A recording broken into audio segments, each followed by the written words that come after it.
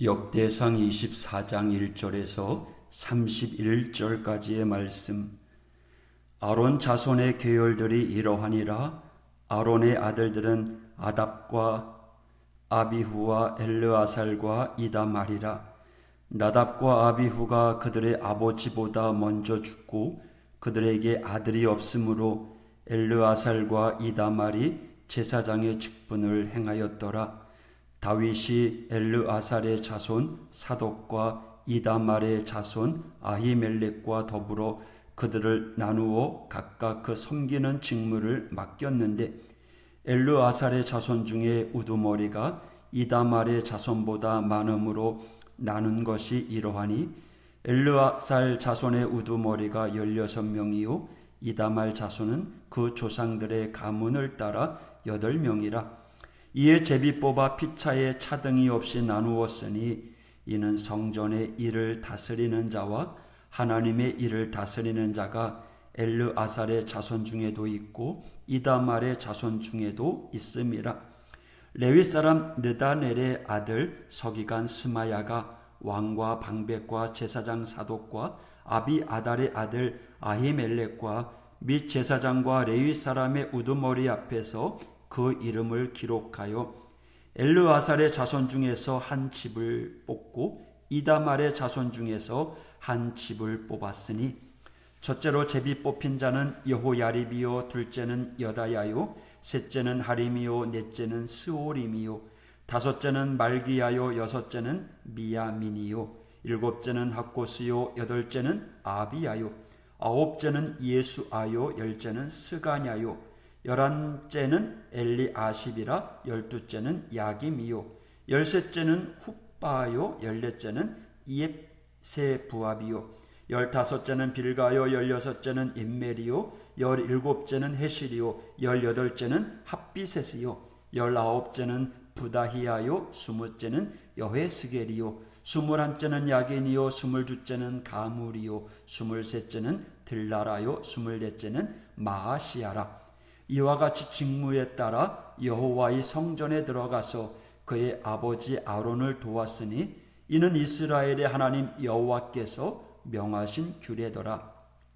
레위 자손 중에 남은 자는 이러하니, 아브람의 아들들 중에는 스바엘이요, 스바엘의 아들들 중에는 예드야며, 르바야에게는 이러러는 그의 아들들 중에 우두머리 이시야요, 이스할의 아들들 중에는 슬로못이요, 슬로못의 아들들 중에는 야핫이요, 헤브론의 아들들은 장자 여리야와 둘째 아마랴와 셋째 야하시엘과 넷째 여가무암이요, 우시엘의 아들들은 미가요, 미가의 아들들 중에는 사밀이요, 미가의 아우는 이시야라, 이시야의 아들들 중에는 스가랴이며, 무랴리의 아들들은 마헐리와 무시요, 야시야의 아들들은 분호이니, 무라리의 자손 야시야에게서 난 자는 분호와 소함과 삭굴과 이불이요, 마홀리의 아들 중에는 엘르아살이니, 엘르아살은 아들이 없으며, 기스에게 이르러는 그의 아들 여라무엘이요,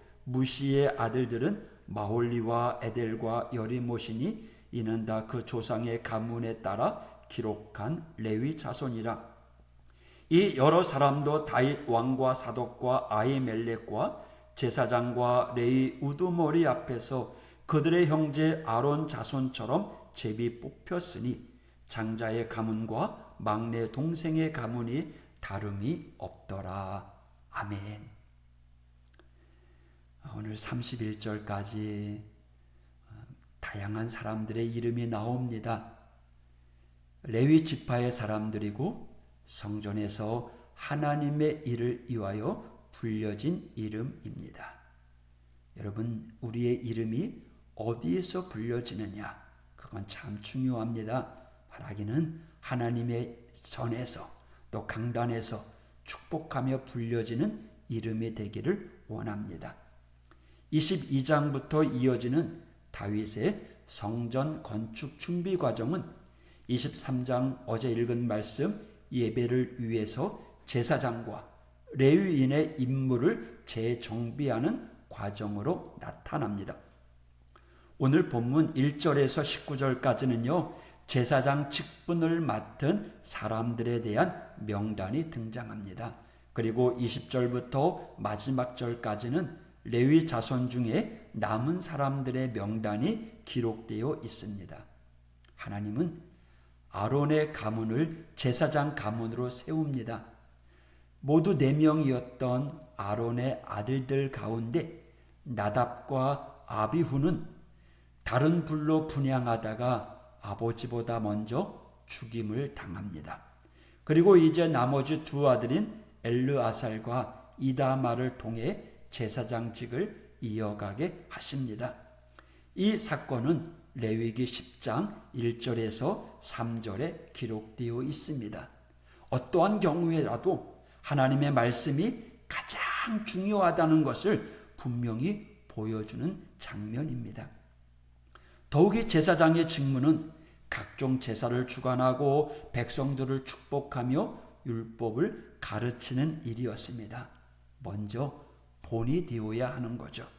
이처럼 제사장은 하나님께서 지정하신 규례를 따라 제사를 집례하며 하나님께서 명령하신 대로 성전에서 일을 해야 하는 사람들입니다. 그러나 아론의 2 아들들은 하나님의 말씀을 가볍게 여김으로 그 죄를 벌하셨습니다. 여러분, 우리가 하나님 말씀 앞에 설 때 우리가 분명히 기억해야 될 것은 정말 그 말씀을 소홀히 여겨서는 안 된다라는 거죠. 하나님의 일을 맡은 자로 우리가 살아간다는 것은 그 기준을 하나님께 두고 하나님 중심으로 살아가는 삶을 이야기합니다. 오늘 본문 19절이죠. 이와 같은 직무에 따라 여호와의 성전에 들어가서 그의 아버지 아론을 도왔으니 이는 이스라엘의 하나님 여호와께서 명하신 규례더라. 다윗은 이처럼 제사장 역할을 다시 정리하며 솔로몬과 이스라엘 백성들이 하나님 앞에 온전히 서가길 바랬던 것입니다. 그래서 참된 성전이 완성되기를 기대했던 거죠. 다윗이 이스라엘 민족이 하나님을 온전히 예배하고 하나님의 말씀에 따라 명하신 규례대로 이 축복의 길을 계속해서 걸어가기를 소망하고 있었던 것입니다. 하나님께서는 자신의 일을 맡는 자에게 의무만 주신 것이 아니라 그들을 끝까지 책임져 주십니다.